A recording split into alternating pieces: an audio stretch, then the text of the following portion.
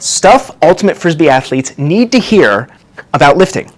Not trip over this. Jeez Louise. 2 big points to make here. 1, just because you can does not mean you should. And 2, your numbers in the weight room do not determine the adaptation taking place in your body. There's so many other variables and things that are important. I'm going to use myself as an example. I have not been doing heavy barbell deadlifting lately.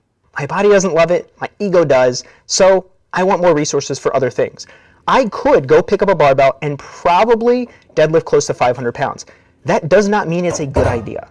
I might develop some severe soreness, maybe my back is going to hurt. I might go out and try to do some conditioning, not be able to get my throwing work in, so it's going to set me back. Just because I can does not mean I should work at my maximum capacity. A lot of ultimate players run into this problem when they have not been training regularly, but they had been in the past. And whether it's an injury or just taking time off, they come back to it and they want to do the same stuff because you don't want to go backwards. And they think, well, in order to make progress, I need to be pushing my limit. And that's not true.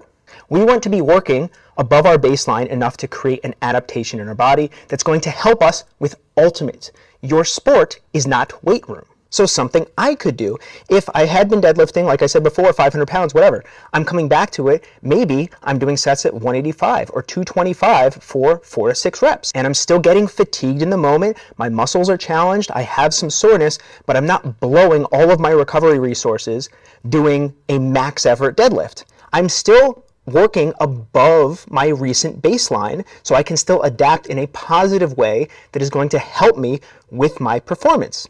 And then every week I can progress in some way, but I'm still working well below my ceiling, so I know I can recover from it. Now, especially for athletes who have a good base of strength, it's very easy to maintain strength if we're consistently doing some lifting. And we don't always need to bump up our strength to improve our skills. We use strength when we do power and speed training, when we work on our skills. But just lifting heavy alone is not going to guarantee improvement in any of our other skills. One thing it can do, if we put all our eggs in the lifting basket, is it can take away resources from other things. It can hurt our recovery. So yes, challenging yourself with lifts can be very beneficial, but we don't want that to take priority over everything else. And again, just because you have a number in your head of like, I deadlifted this, I benched this, I did this many pull-ups, you don't have to be working at those numbers and pushing to expand those numbers higher to make progress and to feel benefits from lifting or training. It is not sustainable for us to every session or every month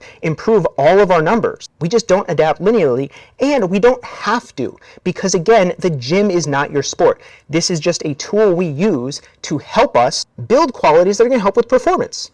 So you don't have to improve indefinitely in the gym. We are using that to be more physically ready and resilient. So in summary, just because you can does not mean you should, and your numbers in the weight room do not determine the effectiveness of your training or the stimulus on your body. Think about your recent training baseline and try to slightly elevate that for now and gradually progress from there, even if it's nowhere near your previous maximum capacity.